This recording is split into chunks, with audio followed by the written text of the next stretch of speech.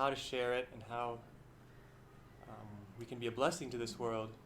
And I ask that you be with me as I share some of my reflections on sharing the message in Thailand, and ask that you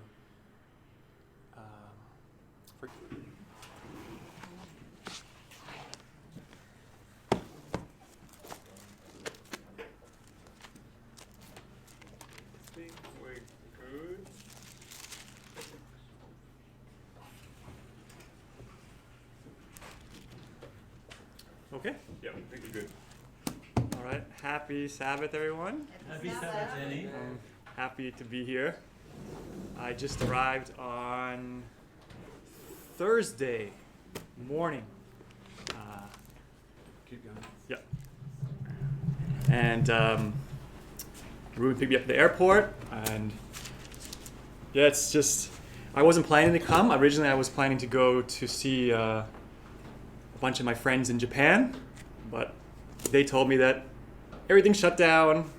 My friend is a pastor, and they're not even having church in Japan. So all the schools are shut, and Japan's not even so bad. But so I thought, okay, well, I can't go to Japan, and I'd already planned for that. So I got kind of worried, and so I came here early. So that's why I'm here.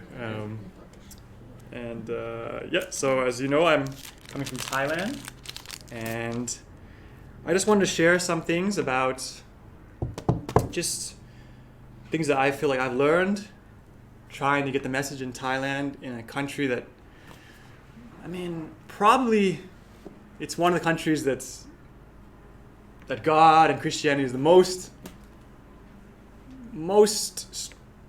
for Thai people, it's very strange. Very little interaction with Christianity. Most people, even the idea of creation or God, they never even thought about it. Most people, that's sort of strange. Most countries at least have an idea of creation or some sort of God, but Thai people don't. And so I find that very interesting, just in the sense that in this verse here, I named my talk Reflections on Corporate Repentance, and I quoted Acts 17:26 that says, "And hath made of one blood all nations of men for to dwell on all the face of the earth." And the next part of the verse is, God's given each nation a certain boundary and a certain time, right? So the nations that have totally rejected God has allowed them to reap the consequences of their decisions, and they're now gone, right? There's many languages that are now gone, many religions now gone, many countries that are now gone. Not because God didn't like those people, but their time sort of passed. But Thailand's still there, even though it seems like it's rejected God. I thought there must be I believe that every country and every religion that now exists, there must be some reason for it, in the sense that there's something for us to learn from, or that it's acting as a mirror for something that we need to understand as Christians. And I think that the case that I believe I wanted to read from this book, Corporate Repentance by Robert Whelan. And I believe there's certain things here that he says that are so deep that I think are not well understood. And I think that because of things we've learned in our message, we have a ability to understand what he's saying here more than a normal person who were to read this.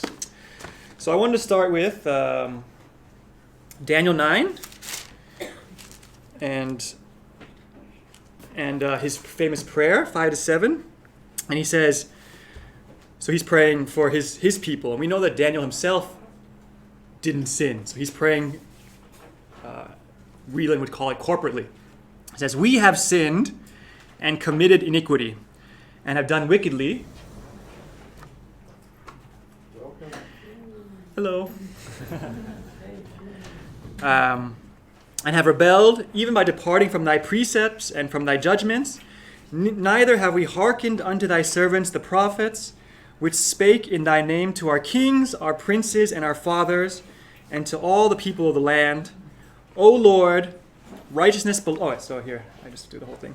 Righteousness belongeth unto thee, but unto us confusion of faces, as at this day, to the men of Judah and to the inhabitants of Jerusalem, and unto all Israel that are near and that are far off, through all the countries whither thou hast driven them, because of their trespass, that they have trespassed against thee.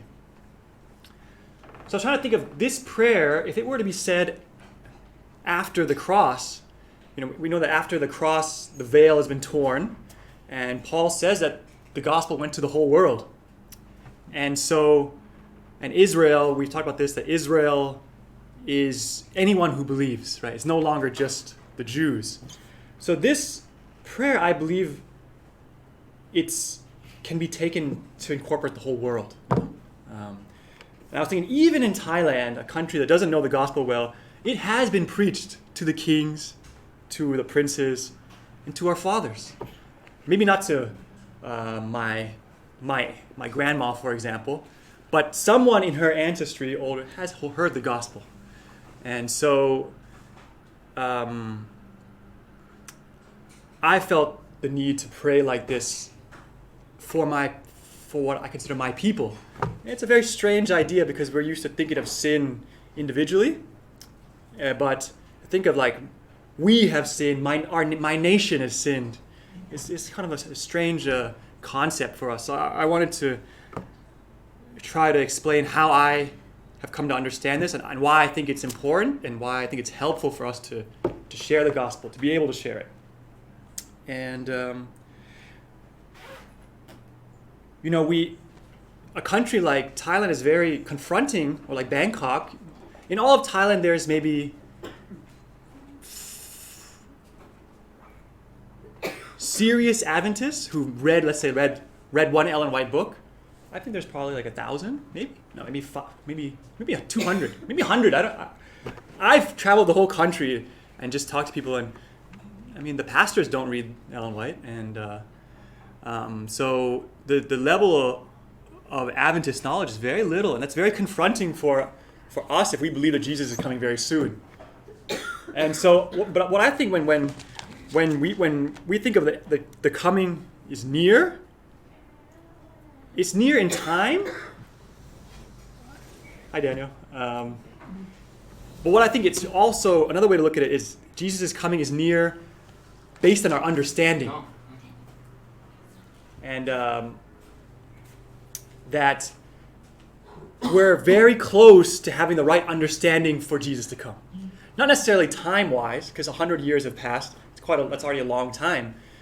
Many people left the church. Many Thais, I think it's happened all over the world, but many people come into the church, they believe that Jesus is coming soon, whether it be because of World War II or World War I, and then when it doesn't happen, and things seem to get back to normal, they leave the church, right?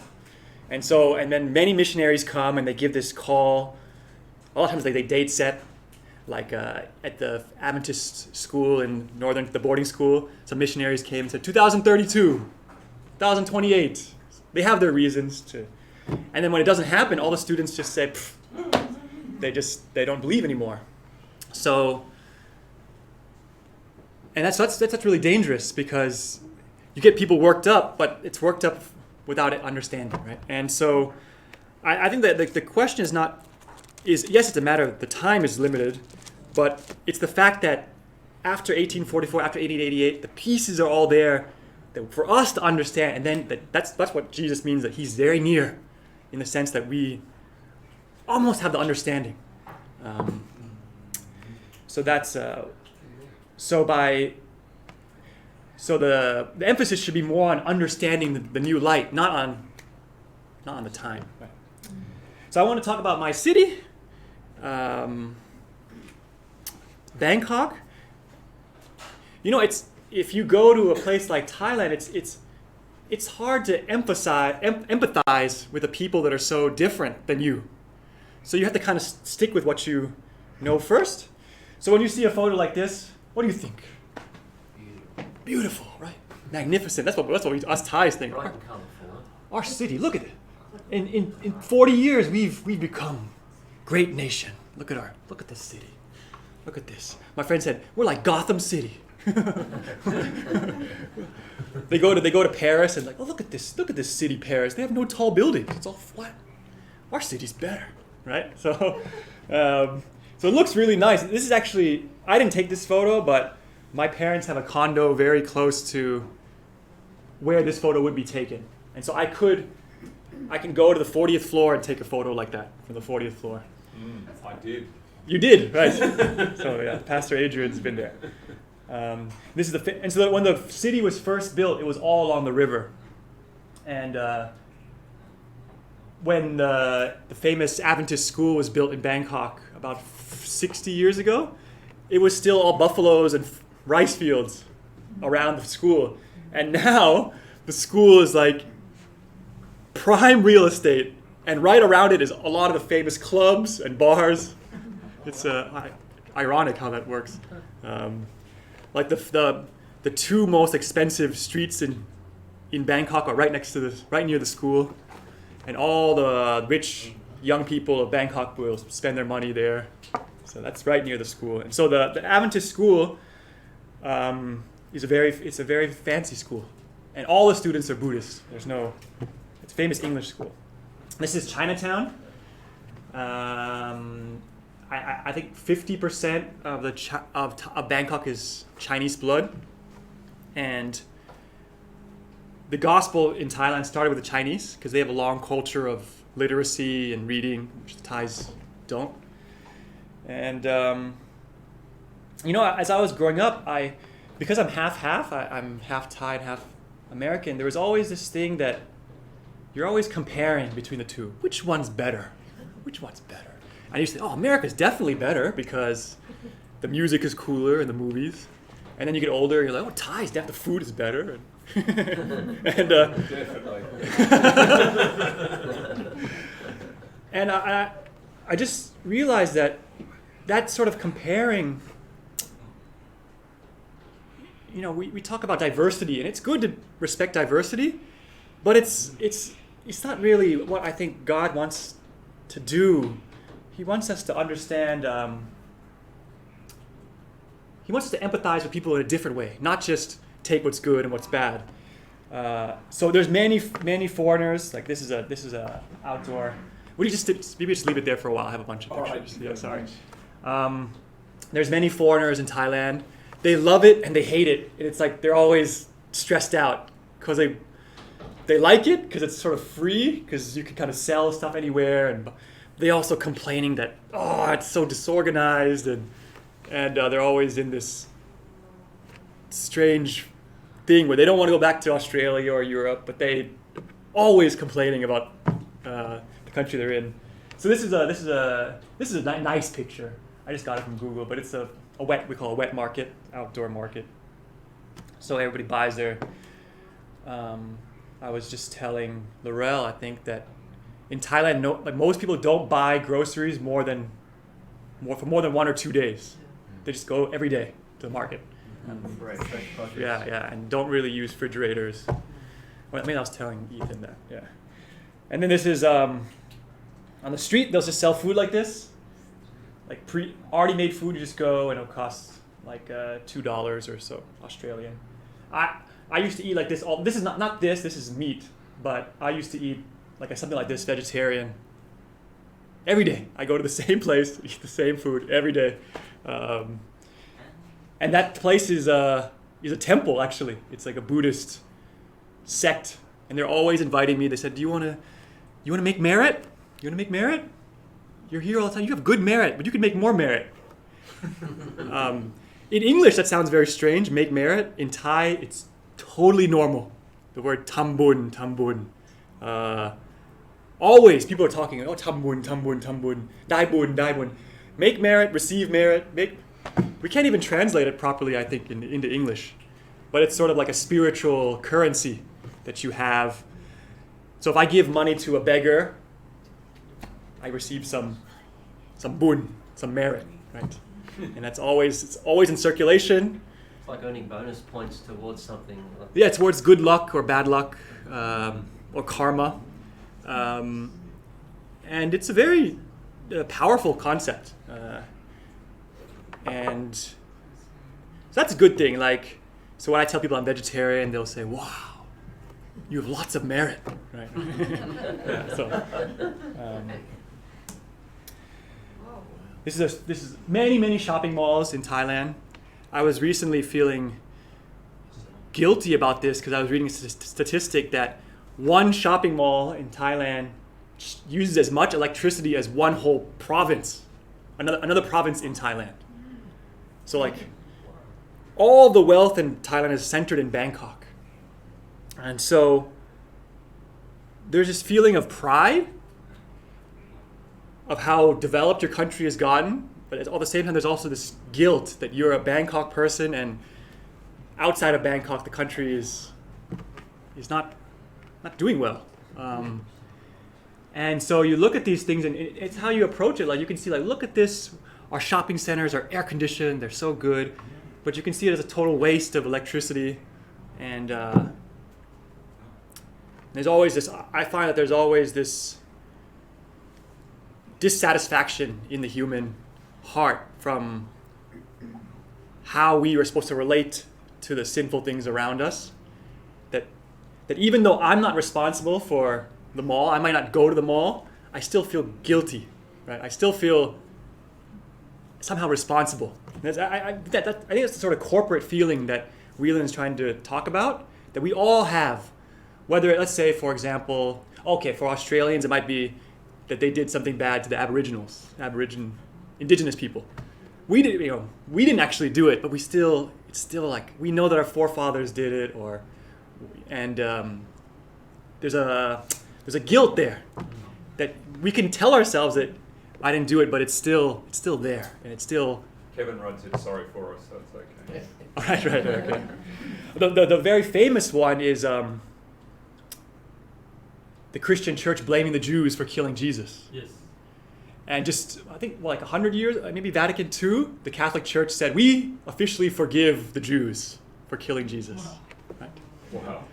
So we're no longer, so Catholics don't need to be mean to the Jews anymore. Because that was always why, whenever the Catholics wanted to rile people up, they could just say, Jews killed them, and then the people, oh, they did kill our Lord. And then they would, right? They would. So he said, no reason to be angry and hateful toward the Jews anymore. We've forgiven them. So that's a concept that we don't want to be responsible for certain sins, and we don't really know how to deal with it because we have this burden of guilt, and we don't know how to deal with it.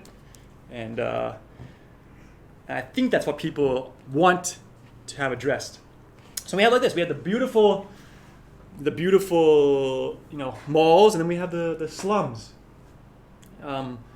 I used to work in a church we started in the slums. It's very difficult for me because you want to help, but you don't really know how, and they're very uneducated. And like the classic thing as a church will do, we try to teach the slum children, and they're very naughty, and they're very, like, their parents are all on meth, and they just come in and this is chaos in the church. And some people have a skill to deal with those children, but I told my friends, I can't do it. I can't. I don't know how to control those kids. And but I think that when God wants us to go to these places, He knows that we can't solve all the problems, but He wants us to sort of try to understand them. And I'm going to get to this point more, but try to understand them without judging them. Amen. This is the thing that's, I think He wants us to train. And, I'll get to that, how Whelan describes this. So this is from Desire of Ages. It says that prayer of Christ for His enemies embraced the world. It took in every sinner that had lived or should live from the beginning of the world to the end of time. Upon all rests the guilt of crucifying the Son of God. So this is, and to all forgiveness is freely offered. You can imagine if my grandma were here, my Thai grandma, she would say, "What? How am I guilty for crucifying this person I never heard of?" Right? It's a very difficult thing to understand. And we've been trying to work through it about how Jesus is our life source and how our heart is naturally at war with him and how we hurt him and how his spirit talks to us in our conscience and we reject it and that causes him suffering and but it still can seem very abstract. So that's Desire of Ages 745. I'll skip this. Yeah. This is just a funny thing. Ruben noticed this about the power lines. Ethan, I want to show you. So, and this is actually from Bill Gates. He says that I've visited many cities like this in Thailand where people have illegally tapped into the grid to get the own power they need at great personal risk. It's not true. There is no stealing of electricity in Thailand. That's just bad telephone lines. So Bill Gates saw that and he thought he understood what he saw. He didn't, and he actually. So many people responded and said that's not what's happening in this photo. There's no stealing of electricity here. That's our telecom people. Yeah, that's just old, those are just old lines that are no longer used. Yeah. Oh, is it? Yeah, and they just don't remove them. They just make new lines. So. This is my parents. This is them in China. You can't really see. My dad is American. My mom is Thai. And, I was just talking to my grandma, and my mom had never left Thailand until she went to marry my dad. And my grandma didn't approve. Right? She now everybody approves if you marry a Westerner. But at that time, Americans still had a bad reputation because of the Vietnam War. And my grandma said, you studied to be a doctor. You don't need to marry a white man.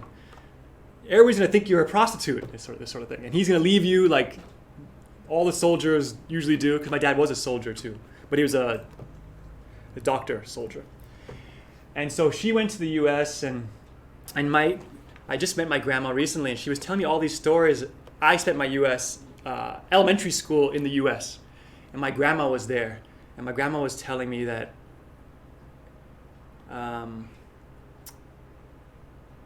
oftentimes my mom wouldn't talk to her, and my grandma didn't know English, and she felt like she was being ignored. And I told my grandma, I said, I think it's because my mom wanted to be more American. She wanted to, because my grandma was complaining that my mom was spending all her time reading books and wouldn't talk to her. And she wanted a friend, and she said, that's not what she did before we went to America. And I said, oh, it's probably, she's probably influenced and wanted to fit in there and wanted to. And my grandma said, that's exactly, she wanted to be white. She wanted to be American. I said, huh, okay, maybe. And there's this thing about identity, because I know when I had that, because when I moved to America, my first language was Thai. But when I moved to America, I refused to speak Thai. Just that feeling that, no, Thai is a primitive language. Subconsciously, I'm going to speak English. And then I look at my grandma in a sort of condescending way, without realizing. And so there's this whole thing that exists in our soul that I think will help us to understand. I was reading about the history about Saint Martin. Have you heard of Martin, French saint? And that his biography was really famous in around 300, 400 AD. And if you look through the chapter headings, it's all it's Christianity starting to get superstitious. So it's all miracles, fought off the devil, miracle, healing, and it's destroyed heathen temple, miracle, destroyed idols. So those are the two. And I thought it was interesting that the writer of this book, it was an old book, 200 years ago, written in 1820, a British, excellent writer, beautiful, and he was remarking on the backwardness of the superstitious nature of where Christianity was heading at that time. But he didn't mention the violence of the destroying the heathen temples. He didn't mention that. So I realized that a lot of the missionaries, their vision of success when they come to a country like Thailand is to smash the temple deep down, subconsciously. I mean that because I know that was true for myself. How am I going to have success now that I'm a Christian? I converted, I'm a Christian now. Well, I need my friends to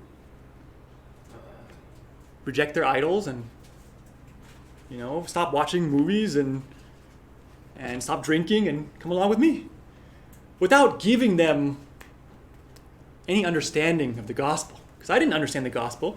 When I first became a Christian, I only read Daniel Revelation. I thought, oh yeah, Jesus died for our sins. Well, I don't really get it, but that's not really the crucial. In my mind, that didn't seem to be the crucial point. The crucial point was that God's all powerful. God's the creator. We do what he says. We go to heaven. I believe in him now. Sunday law. Pope is bad. That's the message. And we got to keep the Sabbath, and we got to stop sinning. But sin is what I considered sin to be. So I was willing to accept that. Okay, I used to get super drunk, and that's definitely sin. I admit I got drunk and I fought with my dad or whatever. Yep, that's definitely a sin. But if you were to tell me that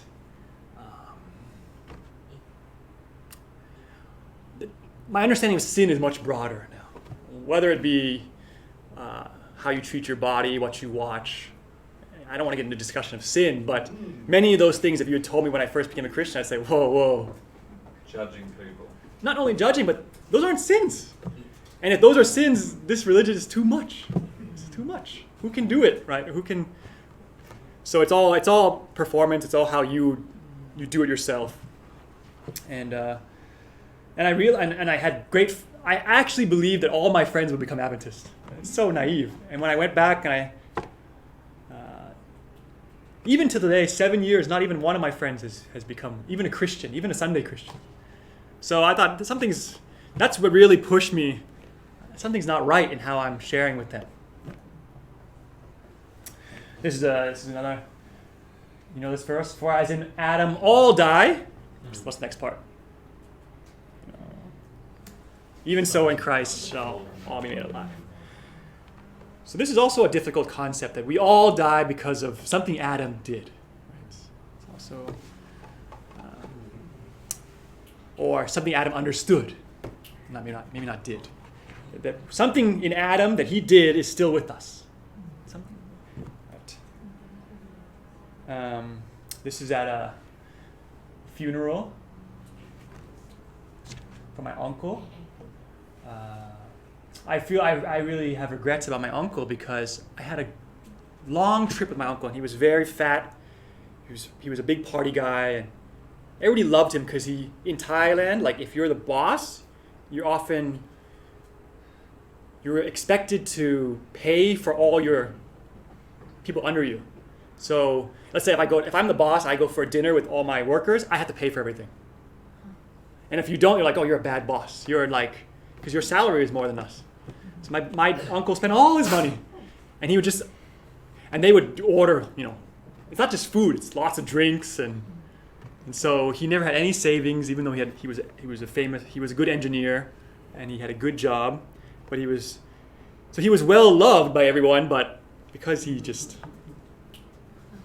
bought drinks for them all the time, and he was very unhealthy, and he only. In Thailand, we had this pork leg dish that if you want, you could eat only the fat, just they call it kaki, and so he would eat only the fat, not even the meat. And I would tell my uncle, please, uncle, at least just eat the meat, don't eat the fat. I mean, everybody knows that.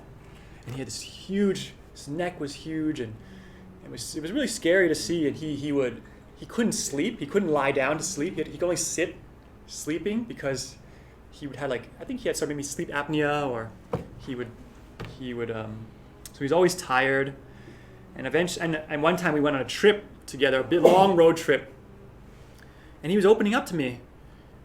But what did I share with him? I shared with him just conspiracy stuff and how the U.S. runs the world. And Pope. the CIA and the Catholic Church. The Catholic Church is the biggest landowner in Thailand, which is true. It's all true. These things are true, but they weren't going to help him with his failed marriage and broken life. And I never really had a chance to see him again. And then he had a heart attack playing golf. He just died. So, I mean, that's merciful in the sense that he didn't suffer. A lot of people suffer in the hospital a long time. But it was sad because we couldn't actually say anything to him. Just gone. And so this is like a Thai funeral. This is a lot of my relatives. And see that monk in the background? That's actually a statue. That's not a person. So they're In the yellow. in the yellow, yeah. They will honor. I think he had died recently, and people would honor, almost like a saint. They would honor him. This is my mom in white, and this is the famous school I went to, and it was This is the most expensive school in Thailand. The school I went to. You know, I have a question for you. When Jesus says it's like really hard for a rich person to go to heaven, why is that? Why is that? And It seems like he's not needed to provide anything because you can do your own providing. yes, exactly. You have no need. But I used to think like that too. But that's, I think, not fully true, because rich people also have needs. They have problems with their children, with their jobs. So I think that's part of it. There's a pride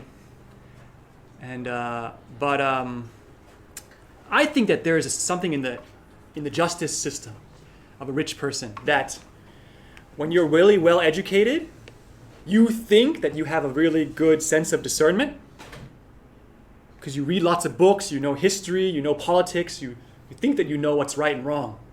And so you think that you can judge things really well. And that judgment system is going to turn back on you when we see God. I mentioned this before, that I used to feel I didn't realize it until later, but I realized I used to feel very guilty about having money and seeing so many poor people everywhere. It used to drive me crazy. I used to think, why are all these people poor? Why am I rich? And my parents would take us to Vietnam and Cambodia, and it's kind of, especially for a child, it can be overwhelming to see all the street people and I believe there's like a guilt there that's not that you push away as you get older, and that needs to be dealt with, and that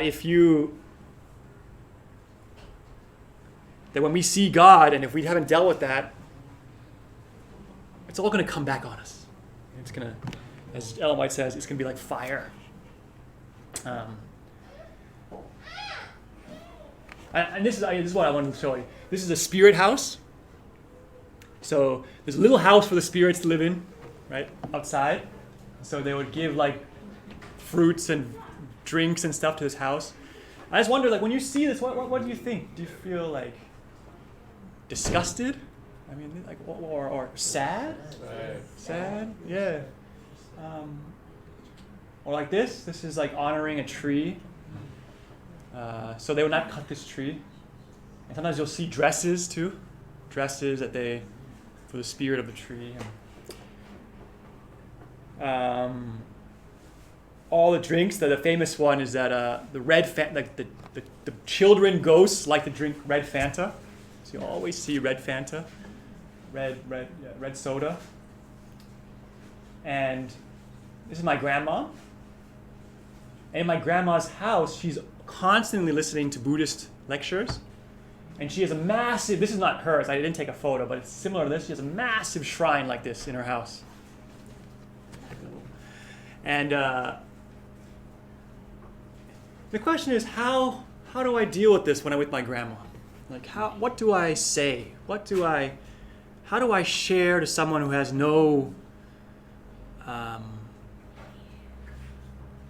understanding of doctrine, and she's asking me what I think happened to my uncle after he dies. Because the belief is, a past life and a future life. And that's, in English, if you say, because of our culture, what we've inherited, we say like, oh my God, oh, gee, you have this religious language that you say without ever even thinking about what it means. We have that in Thai, but it's past life and future life all the time. People say, oh, in my next life, things will be better. Oh, this bad thing, I had a car accident, must be because I did something in my past life. It's just constantly, it's so, I heard one story about a missionary. He had an old lady that had already been baptized, had been going to the church for 10 years, 15 years, loved God, loved Jesus, and they done studies with her. And one day she said, I want to give my testimony. And she came up and said, I love you guys so much. I love Jesus so much that even in my next life, I want to be a Christian. So so my mom was telling me a story that she was struck by. She watched a documentary about Ferdinand Magellan, the famous Portuguese adventurer. And God was sort of with him. He survived all these trials and dangers and storms, and he gets to the Philippines and he thinks, well, God has obviously been with me. He's got me all the way here. I'm the first person ever to go from Europe down to South America, around the bottom, and he crossing the Pacific. No one had ever done that. God's with me. God obviously wants me to convert these Filipinos. So he goes in, he's like, you all must be Catholic. And they're like, whoa. And he shows the swords. And they say, okay. So like a few of the kings become Catholic. And he says, who else? Who else? Send word to all the islands that they all must be Catholic now, right? They all must be baptized. They must burn their idols. So they send the message, and most people say, okay, whatever, sure, But there's one island that says, no, what are you talking about? Who's this guy and telling us to? So Magellan, he goes and he gets on a ship and he goes there and he's I'm gonna go kill these guys. And there's 50 of his soldiers, and there's 1,500 islanders with spears, and they all just die. And my mom was struck by this. My mom is Buddhist. She said, wow, what faith Magellan had. Who all died? Which side died? Magellan, he died, and most of his soldiers died. But my mom was struck by the fact that he went and fought against thousands of people with 50 people. Like, wow, he really believed he was right. She was struck by that, like, wow. And I just thought, he was definitely a true believer. He definitely thought that God would just make him win, that he was doing the right thing. And but it's just misplaced. He had the works, he had the zeal, right? And he had this proof that God was with him. And surely God was with him, but he interpreted it in the wrong way. So this is my friend.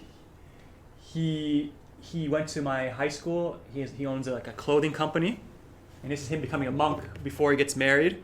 He has to become a monk and shave everything, and he becomes a monk for 4 months. And I just met him before I came. He's so stressed that he wants to be a monk. He wants to go back and be a monk again. He's from work, and usually because in Thailand women cannot be monks, the son must be a monk for the mother. And so I'm really lucky that my mother doesn't put pressure on me like this, because my mother's pretty open-minded. But usually, like, they would say, like, you're not going to become a monk? Like, what about my merit? You're my son. I need you to become a monk for me to get merit. Right? This idea. No pressure, right? So they have to walk barefoot, eat 1 meal a day, sleep on the floor. They get the alms, they walk, and people give alms on their knees, and they'll chant in a language no one understands. Not tongues. Not tongues. It's the old Bali The Sanskrit. So it does mean something in the old language, but no one understands. Even the monks themselves often don't know what they're saying. I mean, they know the translation, but they don't know the language. It's something like, if you were to translate, it'd be like, the Lord Buddha is good, Lord Buddha is good. Something like that. Like, repeat it over and over. And we have the children, right? So most Adventist church in Thailand now is Filipinos who are there to be teachers for the children. And I thought about something the other day that many people just think that, oh, well, Thai people are naturally reserved. They naturally like spicy food. They naturally are like this. It's all in their DNA, da-da-da-da-da. And I realized that that's not true. Because if you put a Thai person in an English-speaking school, they act American. They don't act Thai. So it's not their DNA. I mean, it might be a little bit, but it's more the culture. It's more I believe it's more the environment. So, and I think that's the one blood. We're all humans. We all have the same blood. We all have the same sort of justice system. There's no real. Yeah, I think the differences are important, but not as much as we think.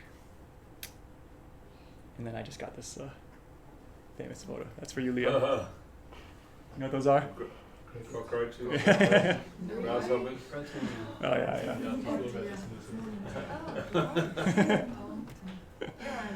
Yeah. I'll eat the banana leaves. Right. Yeah, those are just insects. Yeah. Okay. So I just wanted to read a little bit from this. So Whelan tries to explain this. He says, the realization of a shared corporate guilt saves us from the pitfall of a holier-than-thou fantasy. Yeah. No one of us can criticize another. We partake together of the fault for which Jesus rebukes us. So my point is that when we go to some place like Thailand, for a lot of us, it can seem like, why do they believe these idols? Why are they worshiping it? It's so bizarre. How can they ever believe it? But instead of thinking like that, we should think, if I were them, I would also worship the idols. And why is that? Why is that I would worship idols? What is it in our, why is it that ancient Israel was always worshiping idols? Why? Oh, we have American Idol. Yes. American Idol. Yes, so we should think about it like that. We also have our own idols. Yes. And so instead of being like, oh, they're so stupid, they're worshiping statues, look at the Bible, don't they know? We have our own idols, and we should try to think of it like that and think about it corporately, that we're all human, we all have the same potential. We're trying to get value from something that doesn't give value. Yes, exactly. Actually, I thought about this too, because actually in Buddhism, you're not supposed to worship idols.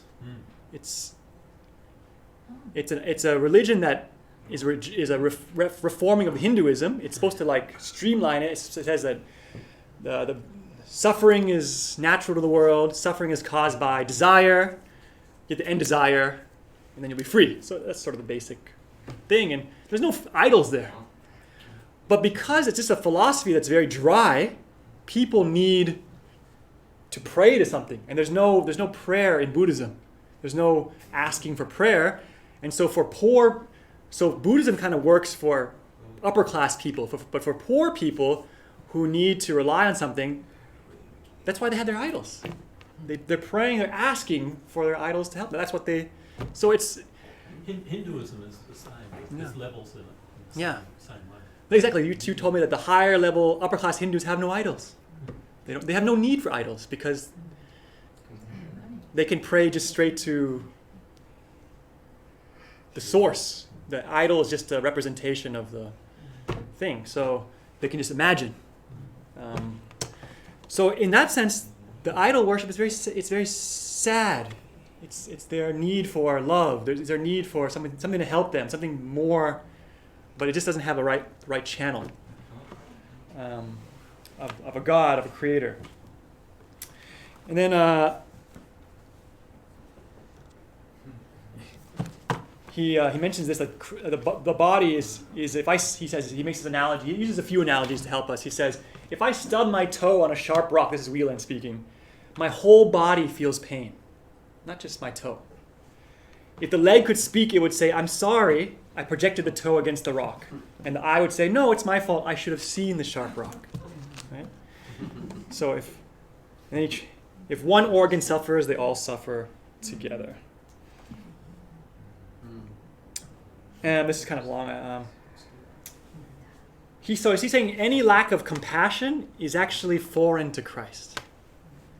And sin is an accident, and and guilt is the result.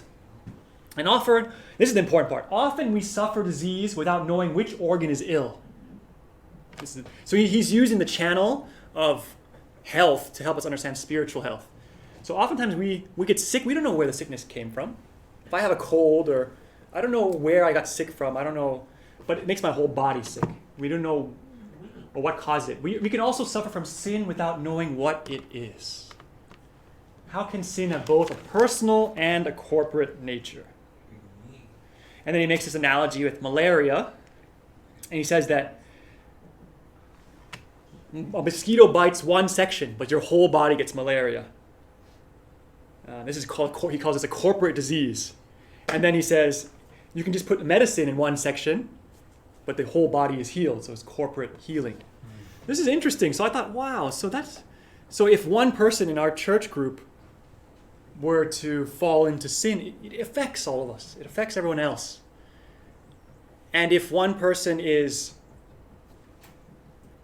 overcoming sin, it blesses all of us. Right? It actually has an effect on all of us. So, and that's really what God. When I first was a Christian, I was complaining to God. I said, Father, I thought you wanted me to convert all my friends. They're much more important than me. Right? They're the ones who have all the connections.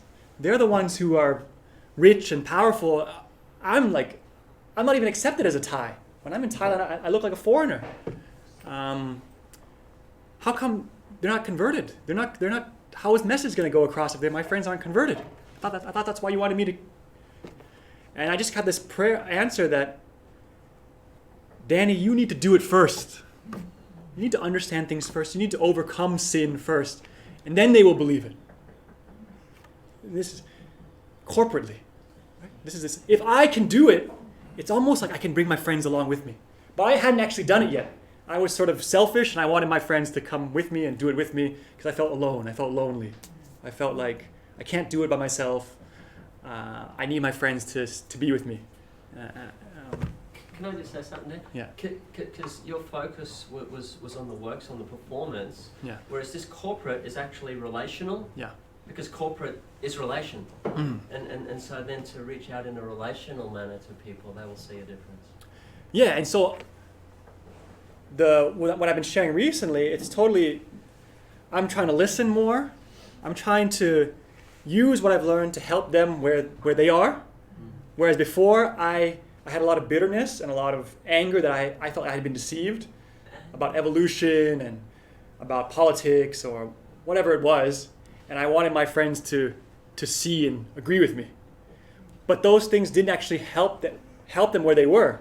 Like for my example, for my sister, if my sister were to reject evolution and to get really worked up about it, all her friends would think she's crazy. So it's not really helpful to her. It needs to be, eventually, hopefully she'll get there, but I was just putting her in a hard place without any comforter. So I was basically, that's what I was going to give her lots of trouble, and then she would just get in, I realized this later that I was causing chaos in people's lives, and then they had no answer because there was no comfort, there was no gospel understanding. It was just like these things are false. So that's, but recently, like when I was talking to my Sikh friend. So Sikhs are like sort of like Hindus. They don't cut their hair, but they also believe in God, right? And they have no idols. They believe in one God. So I realized that I could talk to my friend about God without making him feel pressure to read the Bible. That's where I needed to go first, because he told me he has just been through all this drama in his family. Like, he's from a very rich, prominent family, and they had inheritance issues. So all the brothers were fighting over the money. It was so bad it was in the Thai newspaper. a lot of cheating, and he just felt so hurt because of his. He had to go to court for many years with his uncles, and so finally it's all finished. He settled a lot of the cases. It's a long story, but his father-in-law was saying that you need to thank God. You need to thank God. Why Guru? This is sort of. And all our Buddhist friends, he cannot talk to them about God because they have no. And he was telling me, Danny, should I thank God? I don't really get it. Like, why did God put me through all of it? I feel like I solved the problem, and God put me through the problem. God wasn't, why did God give me all these problems? So you can see, that's what he was thinking about. And he had an idea of God.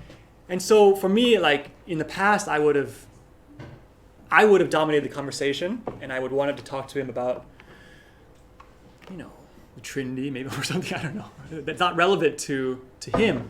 But he has this basic question about the character of God, that he's saying, I don't see how God is good. He's put me through all this trouble.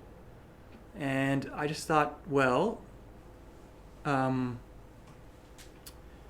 know it's hard to accept, but all the trouble we have is caused by us, and all the good we have comes from God. And he's like, And I said, well, think about it. You settled all your cases.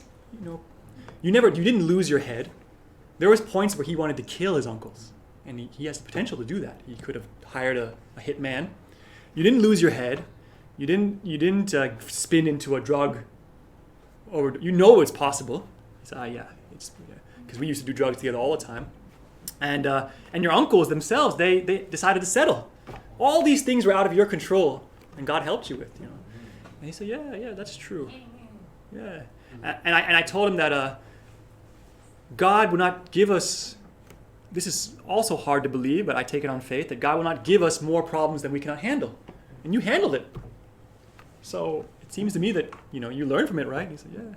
He said, yeah, I mean, so this trying to help people where almost like you're mirroring back to them or trying to help them, and hopefully with the realization that eventually they're going to ask for more, especially as problems happen in this world. So then he says, Wieland says, Adam's real guilt was crucifying Christ. And we are all in Adam. We've all done the same sin. And what's our basic human nature? We are by nature at enmity with God, and await only the proper circumstances to demonstrate it. A few people did demonstrate this for us by crucifying the Son of God. In them we see ourselves.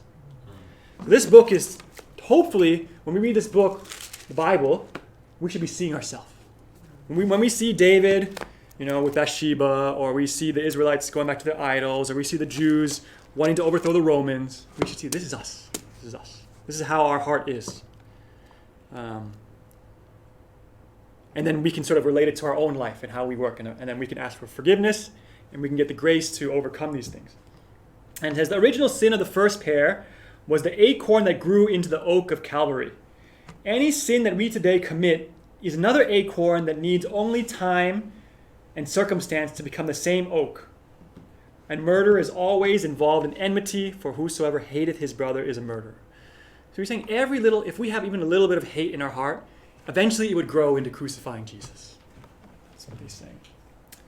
So, and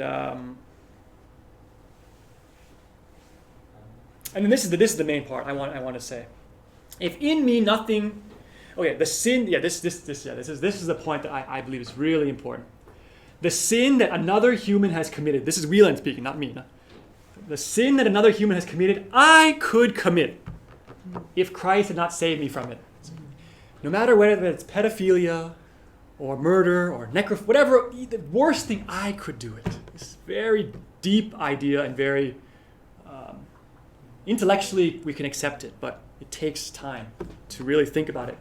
The righteousness of Christ cannot be a mere adjunct to my own good works, a slight push to get me over the top. My righteousness is all of him, or is nothing. In me, nothing good dwells. If nothing good is there, as I am part of the corporate body of Adam, all evil could dwell there. Nobody else is intrinsically any worse than I am, apart from my Savior. Oh, how it hurts us to begin to realize this. Yeah.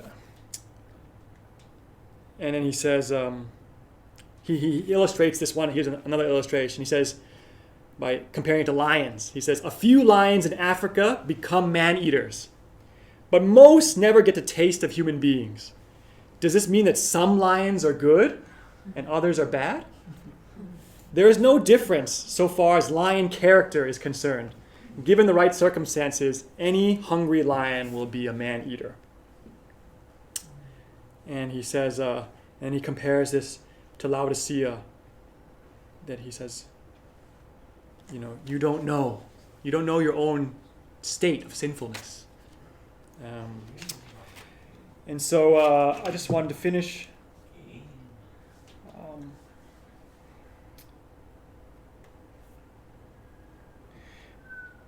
Not until we can see the sin of someone else as our own sin, too, can we learn to love him as Christ has loved us. Right? And I wanted to finish off with the story about my friends in prison, because I've been really blessed recently by working with my friend who's an ex-prisoner. And he told me that he was so touched by, my friend who came out of prison, he was in prison for 12 years. He killed someone in a gang fight when he was 19. He's covered in tattoos, and he was a Buddhist. He was not a Christian, and he became a Christian in the prison. He said that these two verses really touched him. He said this one, where Jesus says, "I was in prison and you came to me." He says, Jesus would say that I was in prison?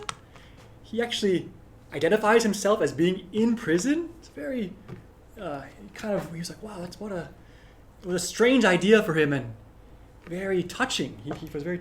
Another one was this, Hebrews 13:3. It says, "Remember those who are in prison as though in prison with them, and those who are mistreated, since you are also in the body."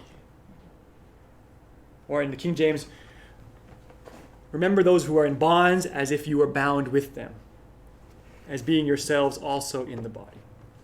So he says that, wow, because he was touched by all the Christians coming to visit the prisoners. He said that Buddhists don't come to visit us. That's your karma. It's separate. There's no compassion in that sense. And what's interesting to me is that of all the Thai, especially the Thai men, that's what's needed is Thai men to do the work. The Thai men who have the deepest understanding of the message are the prisoners, the ex-prisoners. I thought that was very interesting to me, because there's reasons for this. Like, they're in jail, so they have time to study, but they've read all the Ellen White books, and their understanding of grace and forgiveness is much higher because of the fact that they're in prison. So I helped sponsor them. I actually printed Agape. Adrian gave me some money, and I used the rest of the money and some of my money to help them start a restaurant in a vegan restaurant. And you can see this guy in Thai, it says "Kon Kup." It's prisoner. It means prisoner. And so the whole restaurant is ex-prisoners. It's a vegan, and they started in a street. It's like a fitness street in Phuket, where it's very famous for Muay Thai boxing, and all the boxers come from all over the world to practice boxing. So even they come to the restaurant, you'll see, my friend told me that people will come with a black eye and eat vegan food. a lot of them are vegans. But they're very... Adrian's cousin has been there. Yeah. Really? My cousin, he was a champion kickboxer. Oh yeah, he probably knows it. It's a very famous street. And everybody's jogging, everybody's big. And More merit. yeah. Kickboxing. Yes, so it's Thai boxing. Yeah. And it's doing really well, and they had the big sign. Sorry. So the big sign of Genesis 1:29. Let every herb bearing seed, or da da da da da. So let vegetables be your food, And the people always say, oh, Christians? You're Christians? Christians are vegan? It's always because most of them are actually foreigners, and none of them are Christians. A very few of them are Christians, but a lot of them are very serious vegans. And they help my friend out a lot when they hear that they're prisoners and they've changed. They give them free stuff like air fryer, or like just they help them with the menu and they help them cook for free. And oh, you're Christian. And I noticed that this once again I had a corporate understanding because a lot of the Westerners who are Christian are very embarrassed about their faith.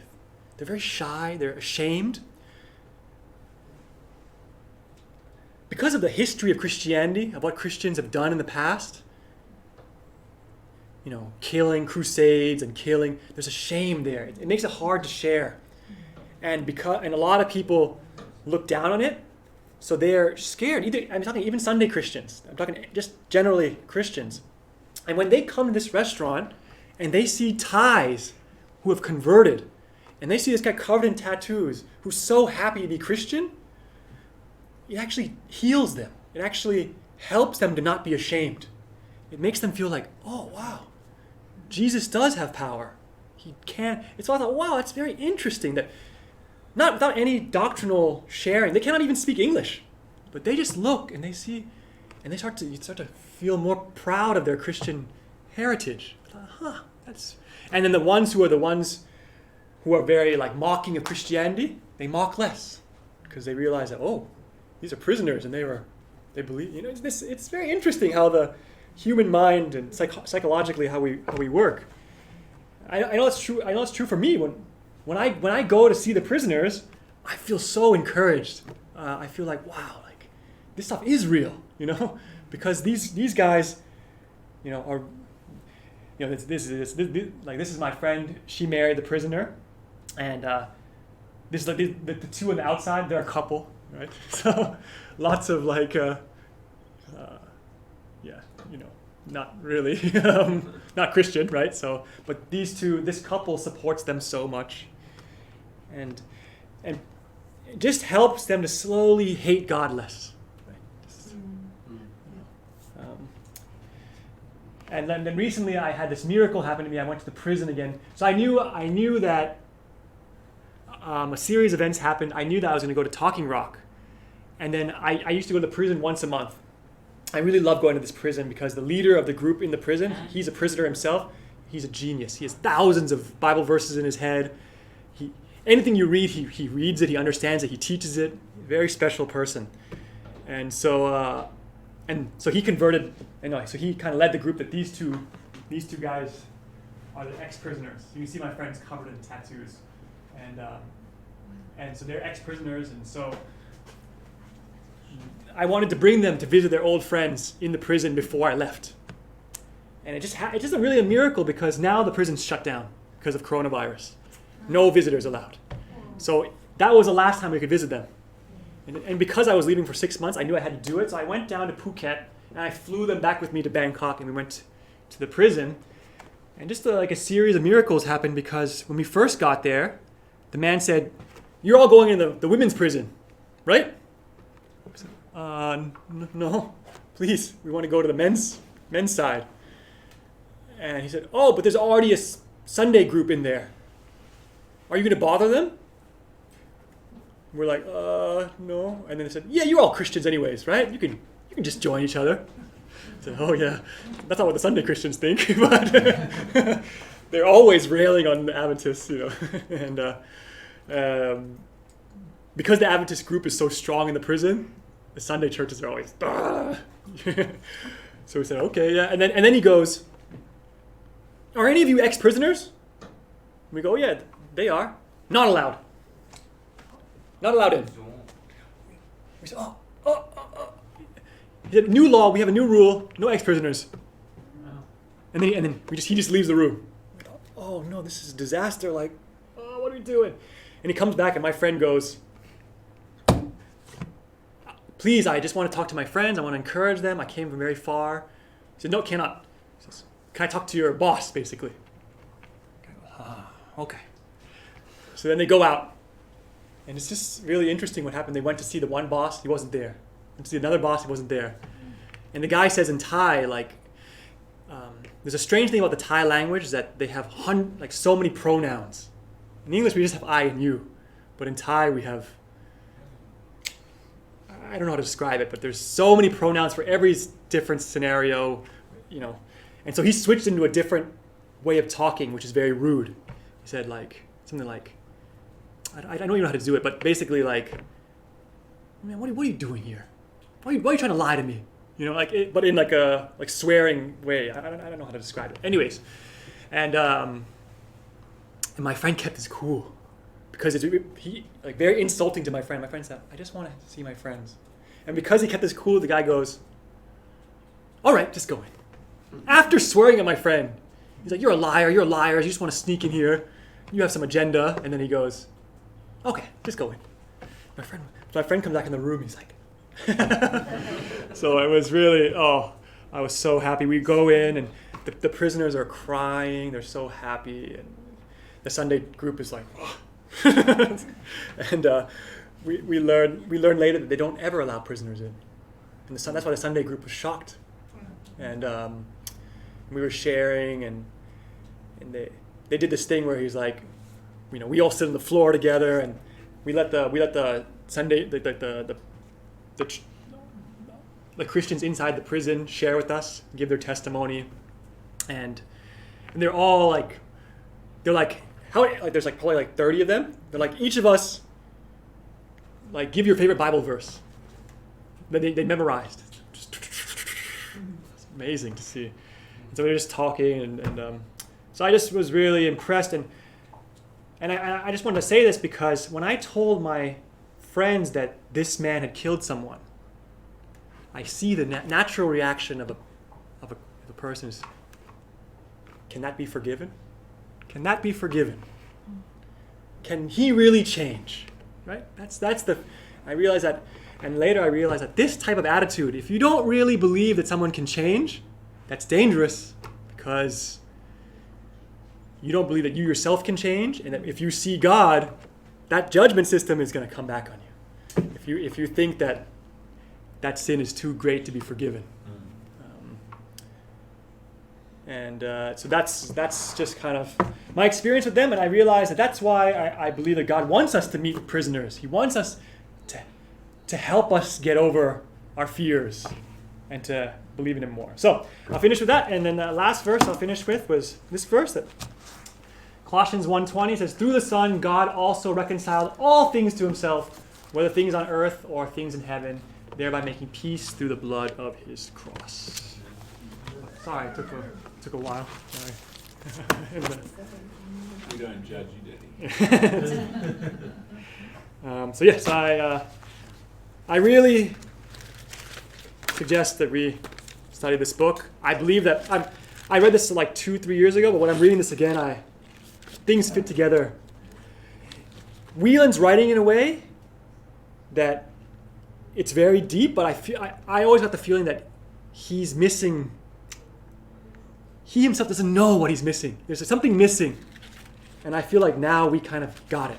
And what he says, we can actually apply much more because of certain things that we're learning. So. On the website. Yep, it's on the website, and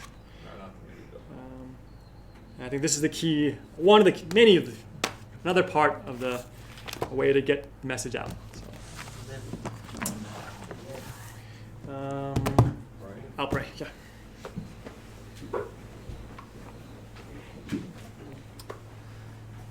Father in heaven, I just thank you and praise you that you have taken all the sin of this world upon yourself through your Son Jesus, and that